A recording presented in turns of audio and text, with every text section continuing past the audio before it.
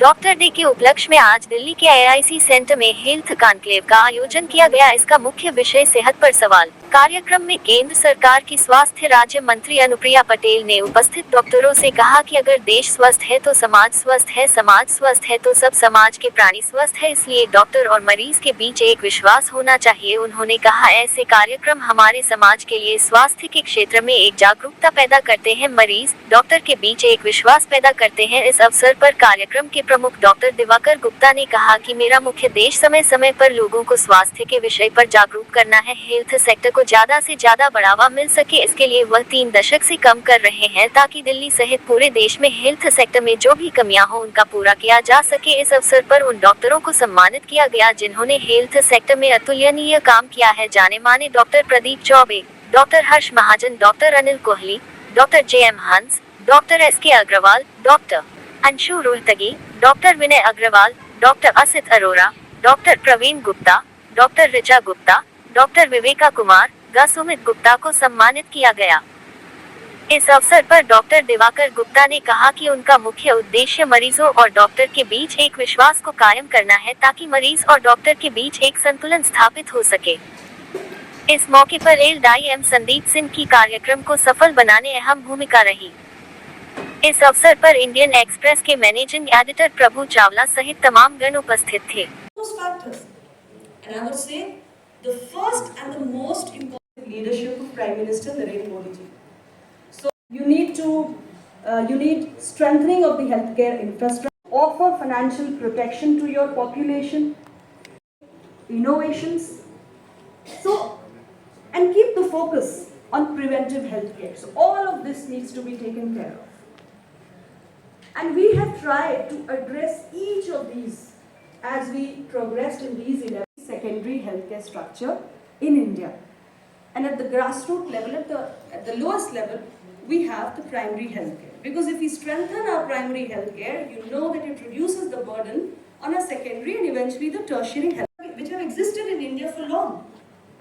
But we tried to reform them. And then Ayushman Arogya Mandir came up. So there are 1,77,000 Ayushman Arogya Mandirs in this country now.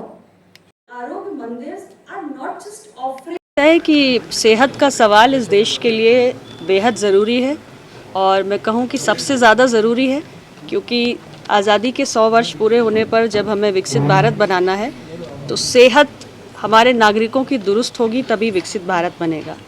जब हमारे नागरिक सेहतमंद होंगे, स्वस्थ होंगे, तभी प्रोडक्टिव होंगे, देश की प्रगति में अपना योगदान दे पाएंगे। तो इस कॉन्क्लेव के आयोजन के लिए मैं the new Indian express group को बधाई देती हूँ।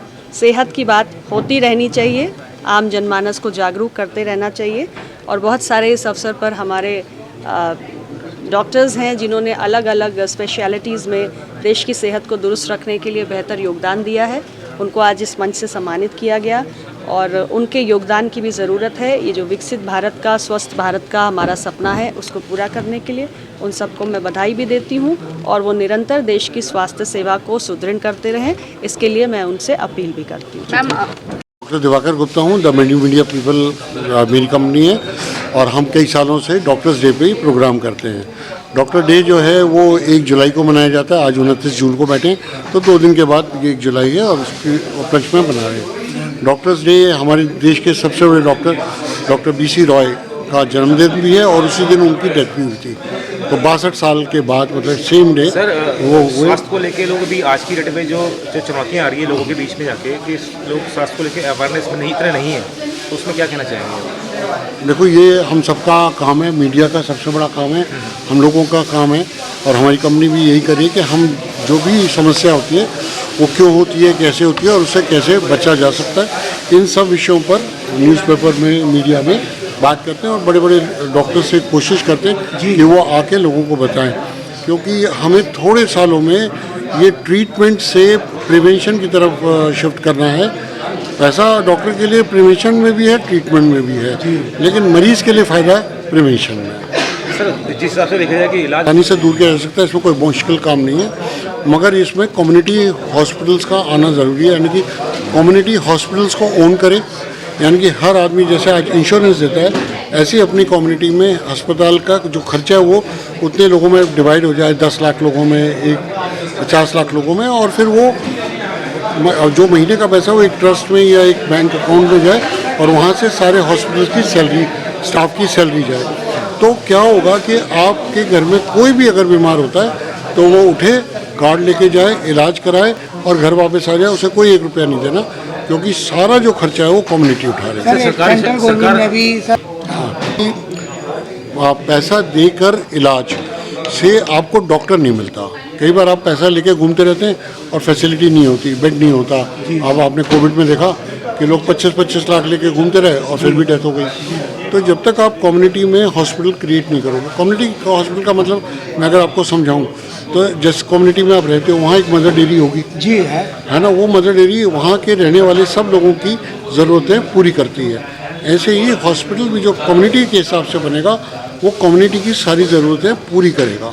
सर, उसके लिए डॉक्टरों की क्या मजबूरी है कि जिस तरीके से लोग डॉक्टरों पे लोग बोल देते हैं कि इन्होंने किया, और नर्सिंग होम या कोई हॉस्पिटल मतलब जो है कि जेब की तरफ देख रही है कि जब तक आप इसको जैसे वेस्टर्न वर्ल्ड में देखें तो वहाँ पे आप अपना कार्ड ले जाओ और आपका इलाज हो जाता है, आपको बहुत ज़्यादा परेशानी नहीं होती पैसे को लेकर। जब तक आप ऐसा सिस्टम नहीं बनाओगे तब तक कहाँ लीकेज है, कहाँ ठीक चल रहा है, वो कहना बहुत मुश्किल है। डॉक्टर साहब आज जो